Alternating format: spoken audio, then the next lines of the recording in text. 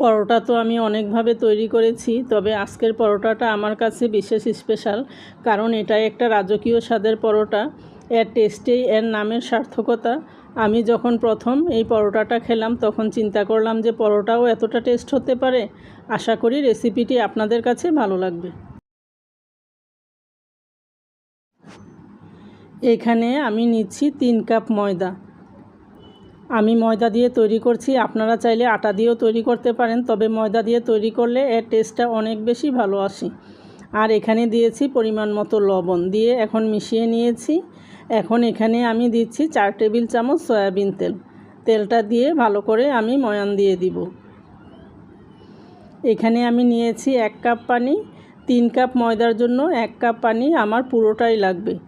আমি অল্প অল্প করে পানি দিয়ে একটা নরম ডো তৈরি করে নিব। 4-5 মিনিট সময় নিয়ে ভালো করে আমি ময়দাটাকে মথে নিয়েছি। দেখতে পাচ্ছেন একটা সফট ডো তৈরি হয়েছে।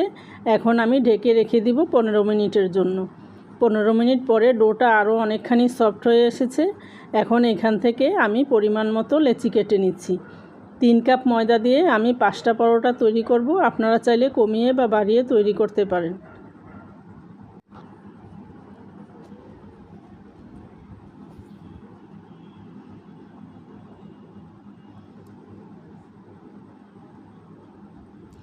এখানে আমি নিয়েছি গুঁড়া দুধ, নিয়েছি কিছু গুঁড়া চিনি, আর নিয়েছি ঘি।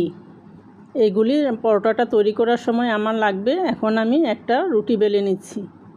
কিছু ময়দা ছিটিয়ে আমি একটু পাতলা করে রুটিটা বেলে নিচ্ছি।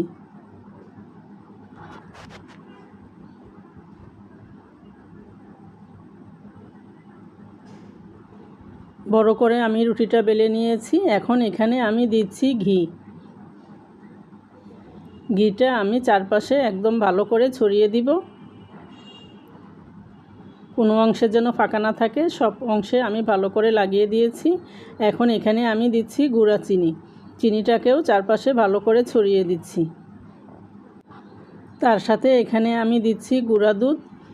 পরিমাণ মতো গুঁড়া দুধ আমি চারপাশে ছড়িয়ে দিয়েছি। চিনি আর গুঁড়া দুধটা আমি পরিমাণ মতো দিয়েছি, আপনারা চাইলে কমিয়ে বা বাড়িয়ে দিতে পারেন। এইভাবে করে সবগুলো আমি তৈরি করে নিয়েছি। এইখানে প্রথমে যেটা তৈরি করেছিলাম সেটা আমি আগে বেলে নিব।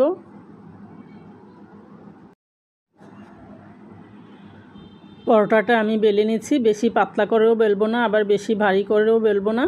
মোটামুটি সাইজ করে আমি বেলে নিচ্ছি। আপনারা চাইলে পছন্দ মতো ভারী বা পাতলা করে বেলে নিতে পারেন। পরোটাটা আমার বেলা হয়ে গিয়েছে। এখন আমি ভাজতে চুলায় চলে যাচ্ছি।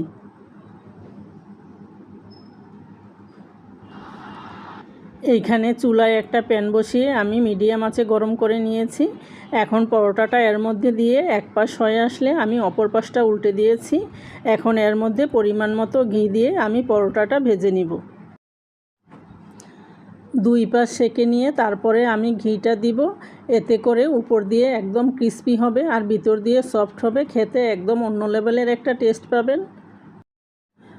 পরোটাটা ভাজার সময় একদম চেপে চেপে আপনারা পরোটাটা ভাজবেন, তাহলে উপর দিয়ে ক্রিস্পি হবে আর ভিতর দিয়ে একদম সফট হবে। পরোটাটা আমার ভাজা হয়ে গিয়েছে, আমি উঠিয়ে নিচ্ছি। এইভাবে করে আমি সবগুলো পরোটা ভেজে নিব।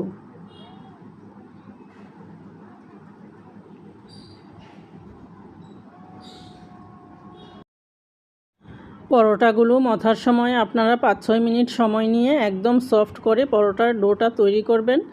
আর পরোটাগুলো বেলার সময় ঘি, গুঁড়া দুধ আর চিনিটা দিবেন। এতে করে রাজকীয় স্বাদের একটা টেস্ট পাবেন।